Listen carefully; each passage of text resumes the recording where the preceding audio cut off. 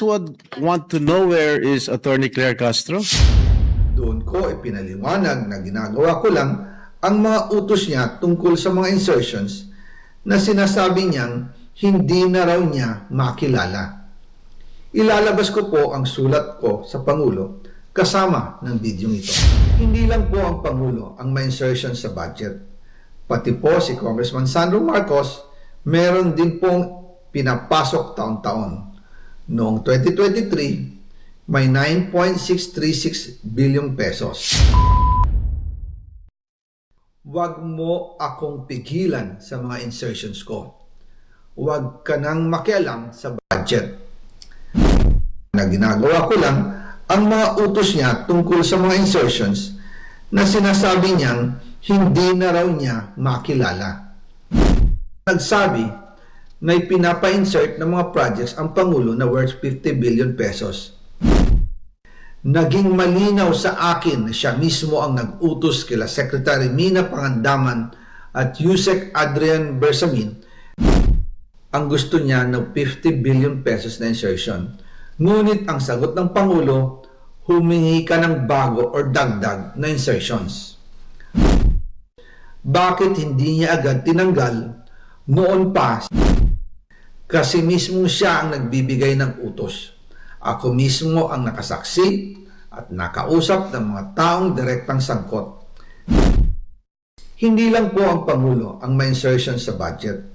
Pati po si Congressman Sandro Marcos. Pero kahit na i-deliver na ang 1 billion pesos para kay Pangulong Marcos at kahit na isama na rin sa 2025 budget ang 100 billion pesos insertion sa pamamagitan ng BICAM Committee, ayon mismo sa utos ng Pangulo, nagagalit pa rin daw si BBM. Kaya noong February 2025, sumulat po ako ng isang confidential letter kay Pangulong Marcos. Doon ko ipinaliwanag na ginagawa ko lang ang mga utos niya tungkol sa mga insertions na sinasabi niyang hindi na raw niya makilala. Ilalabas ko po ang sulat ko sa Pangulo kasama ng video ito. Si Yusek Jojo Cadiz ang nag-ayos ng aming meeting noong March 2025 sa 1201 Aguado Street, tapat ng Malacanang, Gate 4. Pero sa halip na kumalma ang Pangulo, lalos lang siyang nagalit. Sa halip na itanggi o linawin niya ang tungkol sa 100 billion insertion, pinagsabihan niya kami ni dating Speaker Romualdez at sa akin mismo, diretsahan niyang sinabi, "Huwag mo akong pigilan sa mga insertions ko. Huwag ka nang makialam sa budget." Dahil sa mga binitawang salita sa akin ni BBM, naging malinaw sa akin na siya mismo ang nag-utos kila Secretary Mina Pangandaman at Yusek Adrian Bersamin na ipasok ang 100 billion pesos worth of projects. Kaya kung hindi talaga totoo na galing sa Pangulo ang utos, bakit hindi niya agad tinanggal noon pa sina Secretary Mina Pangandaman at Undersecretary Adrian Bersamin nang pinaalam ko sa kanya ang 100 billion insertions sa pamamagitan ng sulat? Bakit ngayon lang nila pinag-resign kung kailan nalaman ng publiko ang tungkol dito? And also, kinausap ako ni Yusek Jojo Cadiz at nagsabi na pinapa-insert ng mga projects ang Pangulo na worth 50 billion pesos. And sinabi ko kay Yusek Jojo na meron ng instruction kay Secretary Mina Pangandaman at Yusek Adrian Bersamin about the 100 billion pesos insertion. And sabi niya, kakausapin niya ang Pangulo na kung pwede, doon na lang i-charge ang gusto niya ng 50 billion pesos na insertion. Ngunit ang sagot ng Pangulo, humingi ka ng bago or dagdag na insertions. Doon po nakita at naramdaman na hindi pwedeng sabihin ng Pangulo na wala siyang alam sa mga nangyayari. Kasi mismo siya ang nagbibigay ng utos. Ako mismo ang nakasaksi at nakausap ng mga taong direktang sangkot. Kaya hindi na pwedeng maghugas kamay at magturo na parang inosente. At kung titingnan ninyo ang 2026 budget, may panibago siyang 97 billion insertions. Pero ngayon, ipinasok na mismo sa President's Budget or NEP 2026. Yan po ang kinumpirma ni Secretary Manny Bunoan na may instructions ang Pangulo na magpasok ng 100 billion ulit sa President's Budget. Kaya wala na siyang pwedeng ipamigay. Ito ay nalaman ko noong May 2025 sa meeting namin kasama si dating Speaker Romualdez sa number 30 Tamarind Street, Forbes Park. Kaya nang nadiskubre ng House of Representatives ang insertion sa flood control sa 2026 budget, ibinalik namin ang DPWH NEP 2026 dahil mali na ito at panibagong flood control projects na naman. Hindi lang po ang Pangulo ang may insertion sa budget.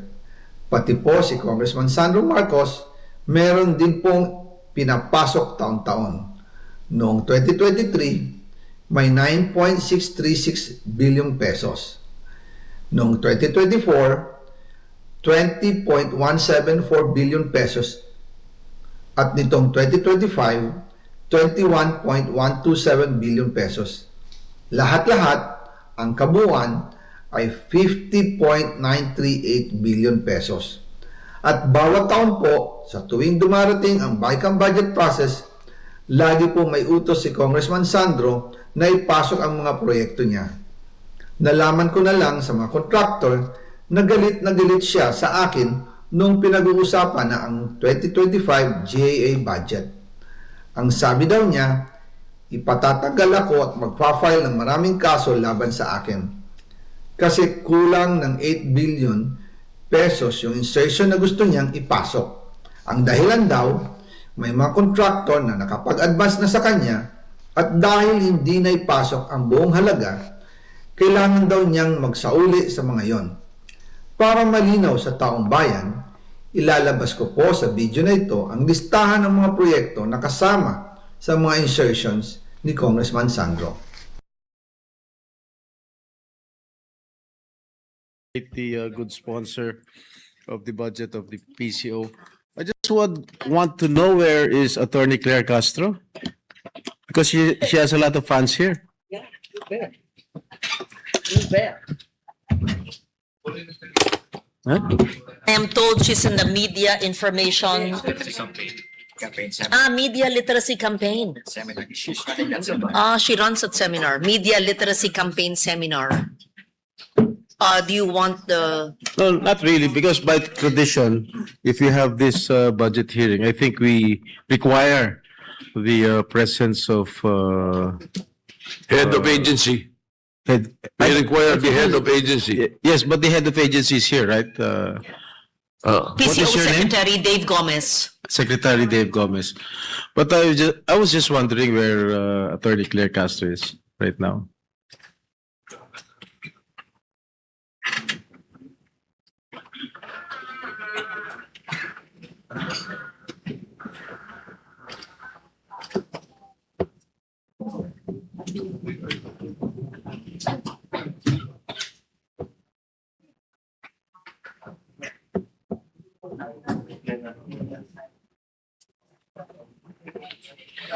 That's all, Mr. President.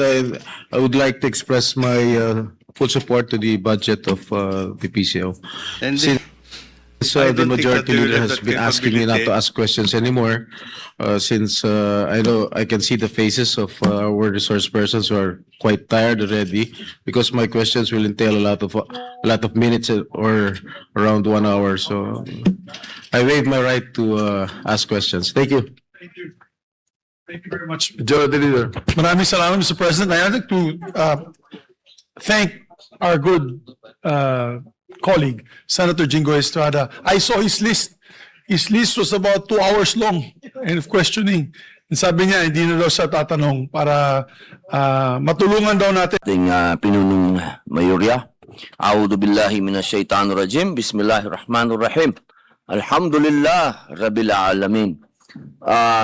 Okay po ba sa ating ginagalang na senadora, ating pong sponsor na makapagtanong po tayo ng mga ilang bagay? Masaya po ako na sumagot sa mga katanungan sa ating gentleman from Mindanao na sigurado po ako ay gusto rin tumulong para po sa ating mga ahensya ng gobyerno. Maraming salamat po. Bilang ako po ang tagapangulo ng public information, ako po ay katuwang ng presidential communication.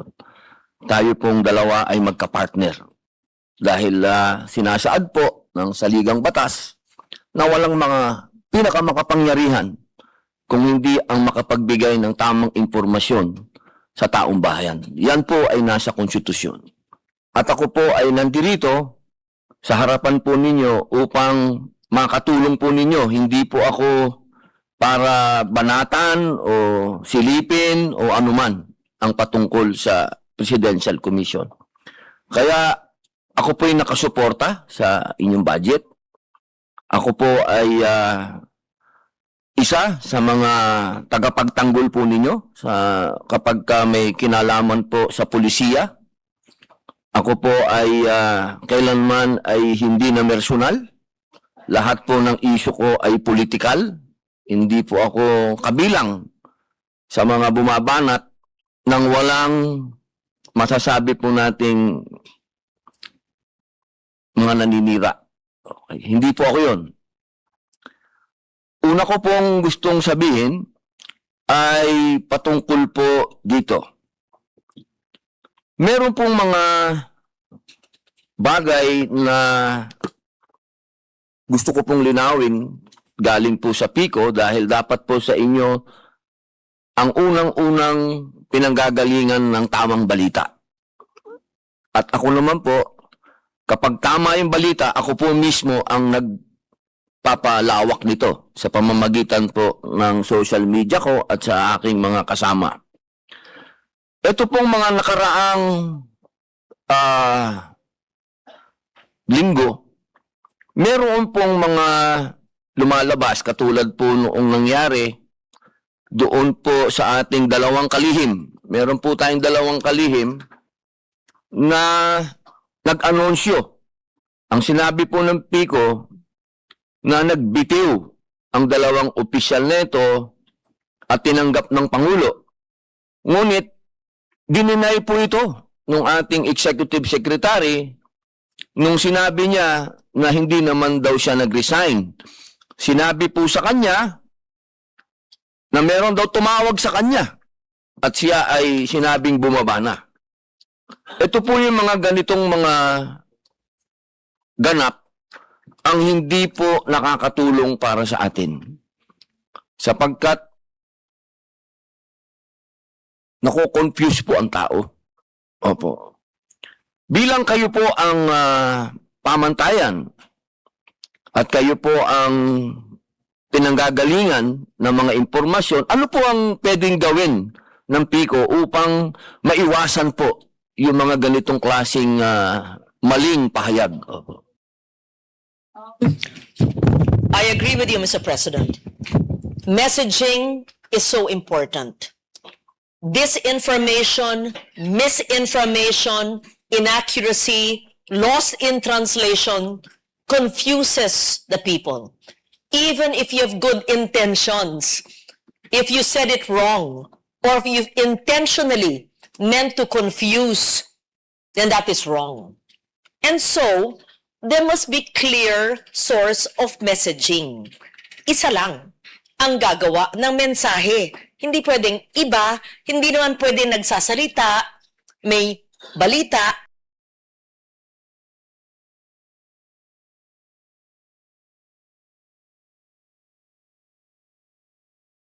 na hindi na-vet, na hindi na-verify, na hindi nako-confirm.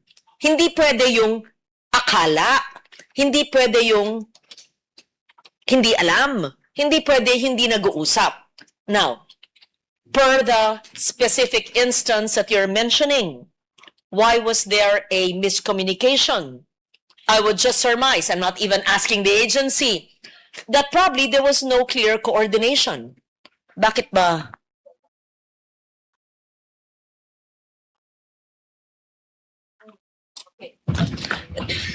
The PCO secretary says that the announcement given by the President himself was conveyed to the PCO, and that is the source of their declaration or their message. So in this case, you followed the process, which is the President himself through the Derecho sa Inyo gave that statement. So parang sinasabi po, ginang na tagapangulo, na naglabas po kaagad ang USEC nila ng pahayag na hindi po ito opisyal? I am told that the Undersecretary's statements emanated from the President. Yes, it was cleared. It was cleared. Cleared by whom? Cleared by me. Cleared by the Secretary, and the Secretary cleared it with the President. I was, yes, the information Yes. was relayed to me. Ang The ibig pong information- sabihin, opo, The information conveyed by the Undersecretary was cleared with the Secretary, who cleared it. so yun po ang tamang President. impormasyon, hindi po yung kumakalat sa media. Kasi may kumalat po sa media na ang sinasabi ng ating dating Executive Secretary na hindi po yun ang naganap. So ang naganap po talaga yung sinasabi po ng ating USEC. Yes. Again, Yun po ang ano, para alam po natin Okay. kung ano talaga yung Liwanag. statement. Opo. again, because this will go down I in don't think history, that ha? they will Tapos have ako that nagde-defend ng capability. budget, ha? Opo. Hindi po ako privy sa sinasabi po nila. Ako ay taga-defend ng budget. Pero ito, hindi budgetary process ito. Ito'y kaganapan ng kasaysayan. Opo. Pero para po maliwanag, may mga side, you want to go. You can say it in the microphone, yeah. Just so that it's clear. Because I'm saying this so that it's clear that I am the messenger I'm trying to explain. According to the PCO, they cleared the statement with the President. Opo. Yan po ang pangahawakan natin ngayon. At yan Yes. po dapat ang malaman ng tao. Yes. Opo.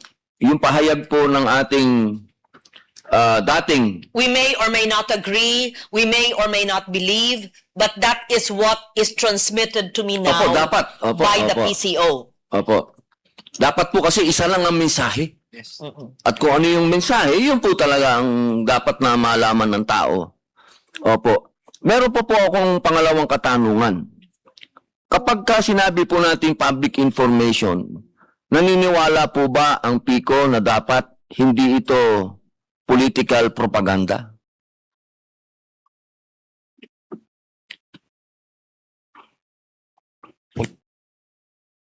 Ang public information po dapat hindi political propaganda, dapat po ay katotohanan, di ba po? Absolutely. News dissemination must be based on truth. Opo, kahit Yes. walang pinoproteksyonan na kahit na sino. Mali o tama, dapat public truth. information The truth. malaman Yes. ng katotohanan. Yes, sir. Opo. Meron po tayong katanungan na nakakagululin po. Kanina tinanong na po ito ni Senator Raffy, katunayan paglakad po niya doon, sinundan ko siya sa lounge, sinabi ko sa kanya, boss, ba't hindi mo pa tinuloy? Tinanong mo na eh. Yung patungkol po sa mga troll, ito po kasi ay kalat na kalat. Alam naman po natin na ang troll ay pinanggagalingan ng bullying. At alam naman po siguro ng ating ahensya na pati po sa pribadong buhay at personal na buhay, marami na pong napapahamak sa bullying. Meron na pong mga batang nagpapakamatay, meron na pong nasisira ang mga buhay, kagagawan po ito ng mga troll. Ang atin po bang ahensya, PICO, ay naniniwala na dapat may troll ang gobyerno? Hindi ko kailangan sagutin, itanong sa kanila. Dapat wala. Ayon sa kanila po, ay wala. Pero actually, talaga bang wala? Wala. Sa mga resources na binibigay sa inyo, malay naman namin na wala. Kasi yan ang kalakaran. I mean, I'm speaking for myself. I mean, Opo. of course, the official statement. Again, I'm defending their budget. And I'm only saying this based on what is transmitted to me. But, not that I don't believe you, Secretary, but because it happens in real life, we don't know. So I am told they do Nawala not have po. trolls. Opo. I am told they do not use government funds for fake news and trolls. All But- organic supporters. They're all organic supporters. And if you have any proof, please tell me, and I would be happy to call them out and to prove that to them. Meron po kasing, Yes. opo, maraming salamat po, ginang tagapangulo. Meron po kasing lumabas na voice recording, kung pwede po natin mapanood, para sa inyo po manggaling kung totoo ito, o ito ay AIO, o ito'y kagagawan lang ng mga ibang taong gustong manira. Pwede po natin mapakinggan.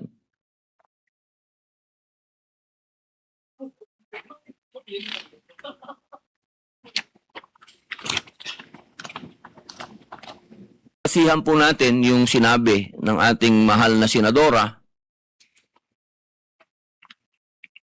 na ang gobyerno ay hindi dapat kinukonsinti ang troll farm. Maaari po ba nating malaman? Ayan na po. May ano naman ang dagdag. Puro palpak naman yung mga vlogger mo. Pasensya na, madam. Ginagawa naman po namin lahat yung mga script na pino-forward sa amin eh. Sinunod naman po namin. Puro nga kayong palpak eh. Puro kayo ng budget. Wala naman nangyayari. Ilan ba hawak mo na class A? Wala po akong hawak na class A. Puro class D lang po. 20 na troll. Sino-sino yan? Yung grupo po ni Magdarahog. Kasama sila Rosalinda at taga-Bukid. Yan ba yung matandang mukhang gorilla na puro live ang pinagagawa? Yes po, madam. Sila din po yung humingi ng dagdag sa budget nila weekly. Talagang kamusta may magdadagdag. Puro naman walang kwentang ginagawa ng mga yan. At puro kayo kabubuhan sa totoo lang. Puro kayo palpak. Ang sakit na magsalita, madam. Masakit ba? O masakit na ang bulit? Eh, sa totoo lang, nag-aabon na nga ako. Wala akong pera. Dahil sa kahingin nito si Madara. Wala akong pakialam at problema mo yan. Napakabobo ng mga kinuha mo. Hay, nagsasawa na rin po ako, madam. Ganito na lang. I resign. Starting today. And remind lang po kita, recorded to pag-uusap natin. Shit. Ayon po sa mga... Pwede niyo pong sabihin hindi sa inyo galing ito, ha? Opo. Hindi ko po sinasabing sa inyo galing ito. Opo. Ang sinasabi lang po nila, ito daw po ay boses ng USEC. Sa totoo lamang po ba? Sino po ba ito? I have no idea. I was about to ask you, Opo. who is it supposed to be? Can you please state on the record? Ang sabi po nila, ito daw po ay voice recording ni USEC Claire Castro. Na daw siya po ay may kausap ng mga vlogger.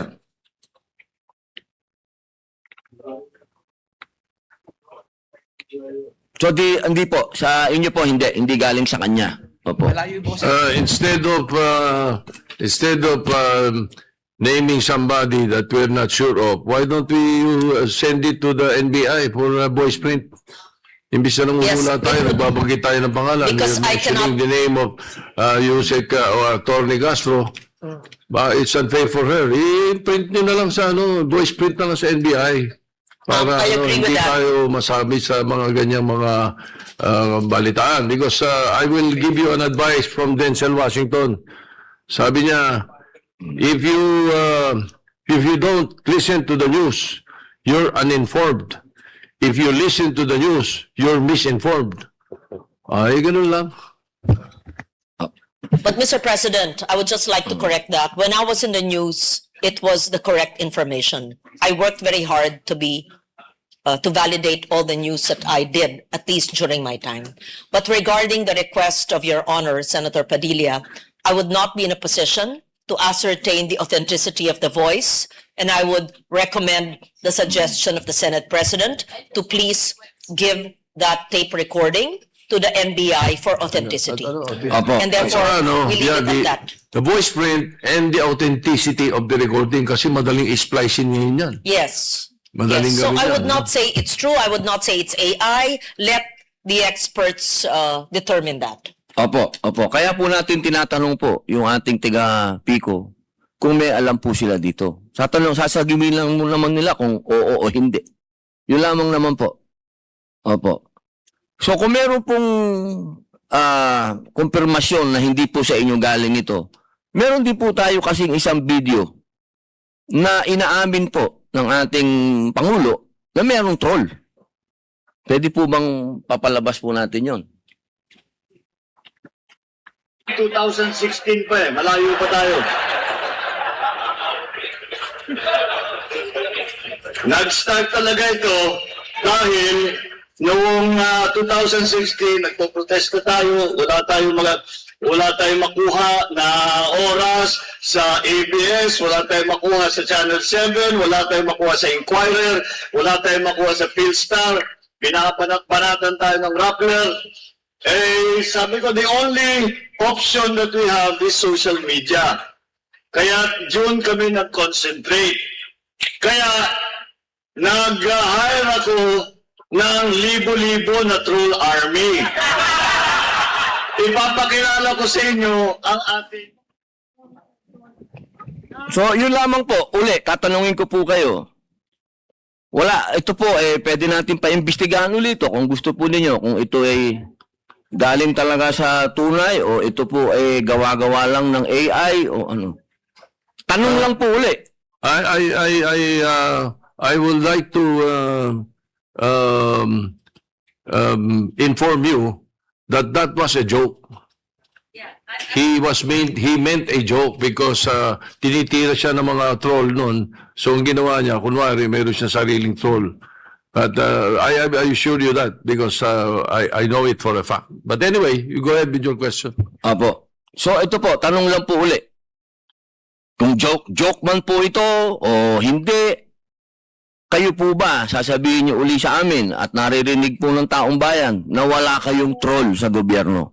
Yun lang po ang kailangan natin linawin. Opo. So, babalikan ko po kayo. Kung wala pong troll ang gobyerno, inaasahan ko po ba na itong ating bill, na Senate Bill number 1490, ang Anti-Troll Farm Act, ay susuportahan ng PICO? That is against fake news, and I would like to study it and enhance it further, and even join your honor as co-author. And I would like to ask the PCO, Dave Gomez was a newsman, really respected newsman, Kilala ko po si veterano. So, supportahan natin yan. Yes. Yun lamang po ang gusto nating ipunto. Dahil kung ang nagagamit po, itong mga gumagawa ng mga fake news ay ang gobyerno, paano pa yung hindi taga-gobyerno? Yun lang naman po ang punto natin.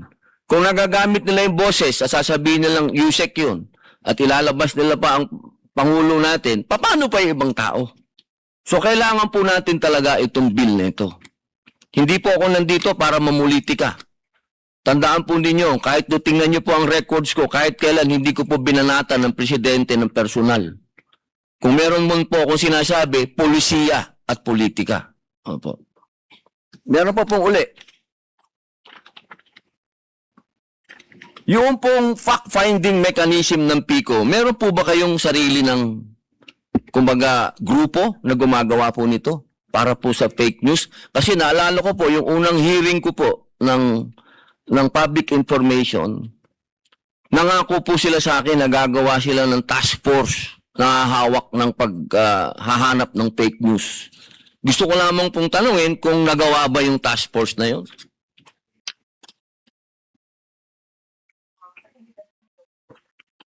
We have the digital media services. Who's the head? The digital media services.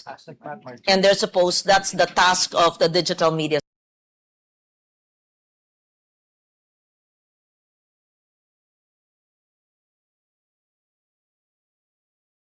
services. Where are you?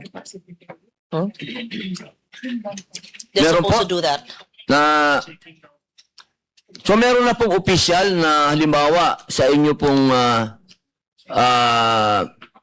page o sa inyong sa national printing. Kasi minsan po pati yung fact-checking ng ibang media outlet political eh. Oo, baka po pwede Mr. galing na President. talaga mismo sa PICO. Yeah. Opo. Yes, actually, Mr. President, each bureau under whether you're PIA, whether you're in radio, everybody should, it is the responsibility of every media practitioner to do fact-checking. To have a group for fact-checking. Nung panahon namin, walang ganun. Kasi kami-kami nag-fact-check. If you're a journalist worth your salt, you should know your sources. You should stand on the truth. You should verify it not once, not twice. Wala pang Wikipedia at Google ng panahon ko eh. Aalamin ko, and I will stand on the news that I deliver, that I produce, and that I write. And that's how the virtues of our newsmen should be. Whether you're in still in print or on TV, mainstream or on digital. That's how the culture should be. But then if there is a dedicated fact checker, well and good. For facts, so that it's not used for propaganda, for political propaganda, as you say, but they have the digital services. Hayaan po nyo, pagkatapos po nito, maliban dun sa hearing na ginanap noon, uupuan ko sila. You can join me, you can be in a committee room so we see what kind of fact-checking they do. Opo, mapakahalaga po nun Yeah. sa panahon ngayon. Dahil ligaw na po ang ating taong bayan. Minsan kung ano pa yung fake news, yun po ang pinaniniwalaan ng tao. Alam niyo po kasi ang nakakatakot ngayon, pag nauna yung fake news, tapos nilalabas mo na yung totoo, That's true. dahil marami nang nakabasa, marami nang nakapanood ng fake news, ang pinaniniwalaan na tao yung fake news. Kaya sana po, meron din po tayong panukala patungkol dyan, suportahan din po ninyo. Kasi Na dapat, magkaroon po Yeah. ng matinding kaparusahan ang gumagawa ng fake news. Opo.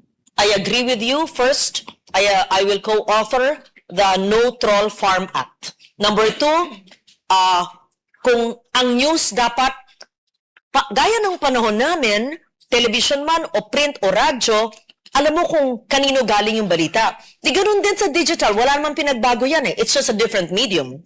It's just digital. So dapat alam din natin yung source. Alam yung producer, alam yung writer, alam yung anchor, alam yung boses kung sino siya. O di dapat may attribution, di ba? Sino yung researcher para pag may mali, sino yung nagsabi? O di dapat may attribution, Opo. di ba? Opo. Tama po. Sang-ayon ako dyan. Galit na galit ako sa mga nag-iimbento or binabaliktad or binabali or may kakulangan lang ng common sense na mali-mali. Opo. Iba sinasadya, iba Karamihan po sinasadya. Opo. Or walang kaalaman or walang kakayanan. Opo. Tapos bigla na lang nagkaroon ng platform na libre, magsalita na wala naman pinanggalingan ng katotohanan. I agree with you. Salamat Yeah. po. Noong pong talon na po tayo sa isang nung nakaraang buwan lang po na-sponsoran po natin ang Right of Information. Ito po ay LIDAC. Opo. Inaasahan po natin sana ang PICO na sa darating pong interpelasyon po nito dito mismo sa plenaryo, inaasahan po ba namin na nandun po kayo? Mr. President, they will support you and support us on the right to information. It's a priority legislation. Yes, it's a LEDAC priority as you mentioned. Sir, nandun po kayo, ha? Yeah, definitely. Opo. Kayo na pong bahala dun sa mga gustong mag-interpellate. Ito na lang po, last question na lang po ito. Noong 2024 po, sa ilalim po ng GAA ng 2024, nailaban po natin dito sa Senado ang karagdagang budget ng PTV4. Ito, naglagay po ng 3 million para sa payment po ng mga employees and benefits po, benefits and entitlements po nila na may kinalaman po sa overtime pay. Gusto ko lamang pong malaman kung ito po bang pera na ito ay nakarating doon sa mga empleyado. Opo. Yun lang po. Last question na po yan. Kung Thank ito you po for ba that. may napuntahan, yung 3 million. Thank you so much for that. We will add that to what they will liquidate from the billions that were given in 2015 to the 3 million given last year. I appreciate, ha? Nagamit daw. Hindi, resibo. Nagamit daw. Pero humingi ako resibo. So,